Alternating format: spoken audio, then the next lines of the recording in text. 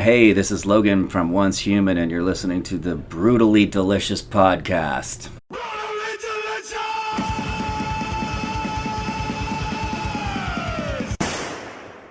Hey, welcome to the Brutally Delicious podcast. I am Bruce. I'm Chris, and I thought Bruce was going to have a better intro than that, but he let me down again. No, I was busy primping. I can't believe how much I look like Jason Momoa. It's crazy. I was remembering the days when I could crimp my hair. We're back to the spiral perm again. Oh, feel the wind through your hair, my son. Nice. Spandex? Did you have spandex? I did not have spandex, but I had 501, so it's close enough. Spandex and leg warmers, dude. Oh, God. At any rate, now I just made everybody lose their lunch. Today we've got Logan Matter from Once Human. Logan. Yeah, so you may know Logan he's in Machine Head now. He's been in Soulfly. He's been in this band for a bit of time. And they're a melodic death metal band out of Los Angeles with a female singer. She is amazing. I mean, got those death growls like you wouldn't believe. Oh, that's cool. I love seeing bands like that, like Cripper. It reminded me a lot of that. I mean, it's really heavy. It's got some groove to it, but it's super heavy and super, I don't know how to explain it. Just, I guess, super heavy, balls to the wall stuff. Really, really good stuff. Can't wait to hear it. So, yeah, it was a good interview. And if you want to hang out, we'll go ahead and get them on the line. Wait, how's the cruise going so far? Fucking amazing, man. Yeah, my first time. I saw you guys the other night in the, I think it was a roller rink? Yeah. Or the ice rink or whatever. Yeah. Freaking blew me away. Good stuff. Cool. Thanks. I wasn't familiar with Once Human. I don't know. You guys been around for a while? Yeah, about 5 years. Okay. Yeah, we've been on a bit of hiatus the last 2.5 years. We haven't performed live until just the other day. Yeah. Reason being, my singer Lauren Hart was featured on as a guest vocalist on Camelot's most recent album release, and they invited her to tour with them, so she did the whole tour cycle with them worldwide. Yeah, which was a really great experience for her because she's she's kind of newer to the business. Mm-hmm. So it was really great to get her out there, some legit road time, and also it helped her develop as a singer and a performer. And what Once Human's been, we've done 2 records and we've done about 5 tours. So it's like, and that's all she's ever done in music from the beginning. First time in the studio was to do Once Human, and her first time on stage was with Once Human. So she had a good growing experience and a great time doing those tours. I think so. It was important for her to do that and worth the wait. What kind of fit was that with Camelot though? Because she's got that guttural kind of thing going on, right? Well, yeah, that's their thing. They always, that's kind of a formula, I guess. They feature a female, normally the one that will growl. Well, not always, but they had Elisa from Arch Enemy do the previous album. Right. She did growling, and I think clean singing as well. So that, so it fit really well. They have a lot of growling parts, not a lot, but enough to need someone to do that on tour. So she does that, and she does clean singing as well. So she fit really great with them. Yeah. What's been your experience on the boat, like being locked up, or I don't want to say locked up, but you can't go anywhere. You're kind of confined. I never want to leave, dude. This is okay. I've been observing some really cool shit here, and it's just, I love it. Okay, so it's like, I know there's a lot of reasons why this is happening, but it's so cool to just see it and to be in it. There's some energy and something here, a bonding thing that happens. It's a lot like when a band goes on tour, and you got your band guys, and you got your crew, and you got other bands and their crew, and you have this big group of guys all on the same adventure together, sharing moments, living in the moment, and being, really happy, living a good life. And that's a special thing that's not part of normal life. You don't feel that living at home and being in the same place every day. Yeah. So I'm feeling that energy, but with everybody. We're all in this together, literally. And you can feel it. And because of that, everyone's fucking super happy. No one's an asshole. I haven't seen even as drunk as fuck as everybody is on this boat. Everyone's just happy, respectful, kind, just stoked to be here and all a part of this whole thing. And there's no separation. We're all in just proximity. Yeah. Artist, crew, fans, and it's like you couldn't do that anywhere else. You don't see that at a normal gig. You don't see that at even a multi-day festival Yeah. to this degree, and I really love it. I'm super. This is my stoked. 5th time doing this Why, cruise, see, and why? it's I would- amazing. Yeah, I would totally come. I would come back just to hang out. you Yeah. know? And so Lauren did it last year with Camelot, and she was like, "Dude, we have to fucking do this thing. It's heavy metal paradise. You're gonna fucking love it." And I was like, "Okay, I believe it." And then I get here, and it's like, yeah, I really get it. It's a great event. It's a great concept. I know I'm late to the party. This is the 10th. 10th, It's yeah. my first.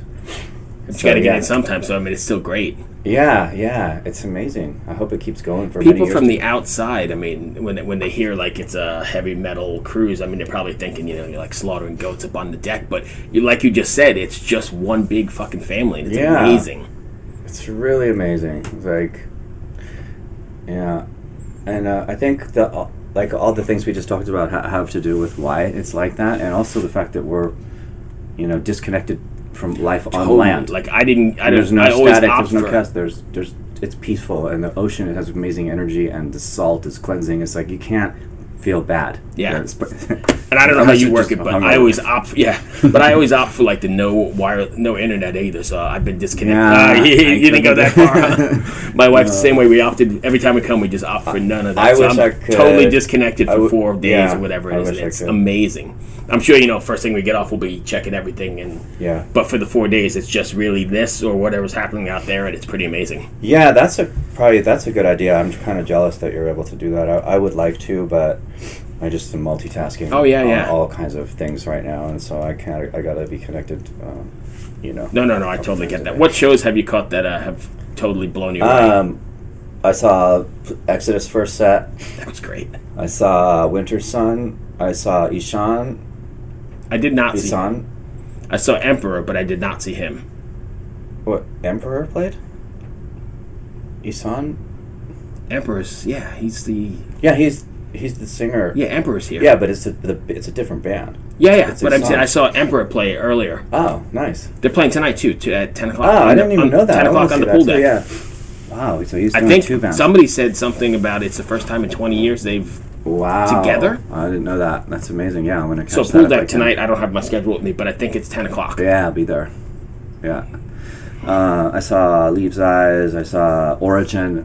I have not seen. Dude. So we've had totally different experiences. Yeah, Origin is sick. Like, they're amazing, and they did the pillow fight mosh That's the pit. guys. I saw pictures from and it. I went in and pillow fight mosh pit. And That's I that's haven't been great. in any mosh pit in like at least 15 years. I'm 49, Yeah. I don't do that. But Right. when that shit started happening, I was like, give me a fucking pillow. I'm not going in. I've been blown away by like Omni and Gatherum. I don't know. Like I've heard of them. I went last night. I was totally fucking blown away. I mean, just crazy good energy. Venom was great for me. I Yeah, I had never missed gotten to Venom. see That them. sucks, They're but- tonight too. There's a Full stage tonight, dude. It's yeah. It's Emperor, Venom, and closing out with Exodus. All three in a row. Yeah, and it's bonded by blood from front Yes. to back, which is my jam. That's like my childhood Bible. That Yeah. album, like to me, it's my favorite Exodus album. It's gonna be great. Yeah, I'm gonna catch that for sure. You guys working on any new material then? Once Human has an album in progress right now. We're hoping to, we're going to deliver it on the end of March, Right. and hoping it comes out like in June or July in 2020. And then tour cycle of following that. Yeah, in between, it could be a little bit more sporadic Sure. than it would be because Everything else of you're doing. everyone doing stuff. But yeah, it's moving on forward, and it's growing finally at a slow but a steady, consistent pace. What's the writing process for Once Human? You guys all write together like Well- the old school way, or is it? No, it's like from an instrumental standpoint, it's a Max Caron like dominant. He's the other guitar player, and he's an amazing musical mind and a riff writer and a guitar player, and he's a big part of like the sound of Once Human, and it's really unique. He's amazing, and then Lauren does all her top lines. I throw some riffs in here and there, but it's like my role is more on the producer side, and producer and mixer. And I was the manager for the band up until just recently, and Oh, really? yeah, and fuck that shit. I'm not doing that anymore. No, it's too much, and it's not really my jam, if you know what I mean. Not creative enough. No, but I got hooked up with a new management team and a booking agent for just recently, and I'm stoked about it. It's Des Fafara from Oracle Management. You know, he's from Devil Driver and Cold Chamber. Cold Chamber, right? Yeah, he started managing bands a couple years ago, and I've been watching him, and he's killing it. Really? And yeah, he has Ginger, Cradle of Filth, 69 Eyes.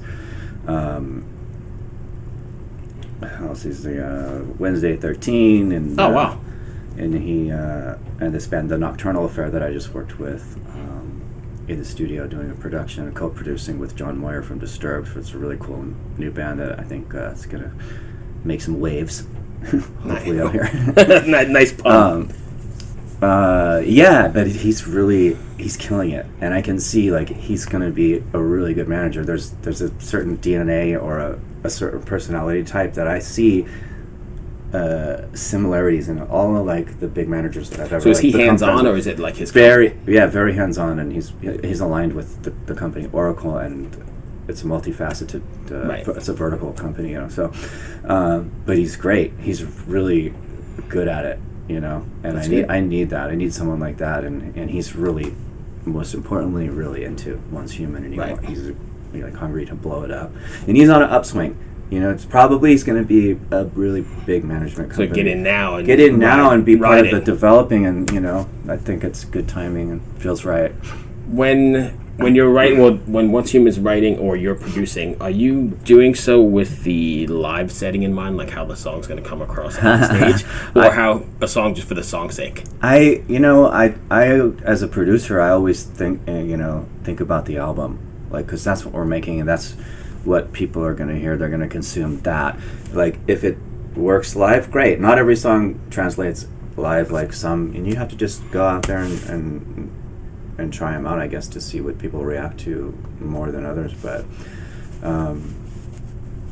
yeah, I mean, I have a good sense for like a kind of an energy or a tempo or a beat or a riff that's going to get a fucking pit going. Right. If they're into you, it's kind of, it's not that complicated to think about. But Lauren needs to think more about live, because sometimes she writes like stuff that's it's a little bit difficult to pull off in a live setting. 1 minute left. Okay.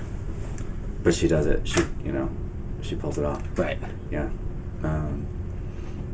But again, it's like I can't say anything really negative about that, because as a producer, I'm like, I don't. And the guy's like, but I can't do that live, or how am I going to do that live? And I tell him, I don't give a fuck about live. That's not your job. A record right here. This ain't a concert. This is a recording. So right. You do what's best for the song in the studio, and then try and figure out how it translates live. Deal with that shit later. It'll work itself out. All right.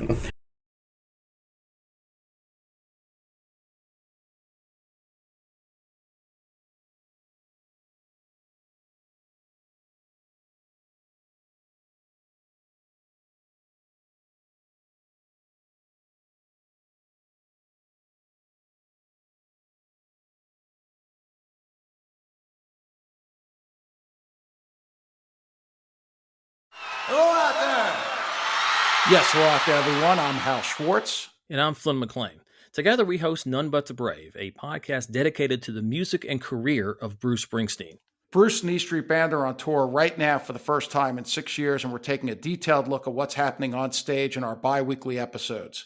We've also been recently joined by some very exciting guests, including rock journalist Warren Zanes and Stephen Hayden, Backstreet's Magazine founder Charles Cross, and Barstool's Kirk Minahan. If you're a diehard Springsteen fan, this is the show for you.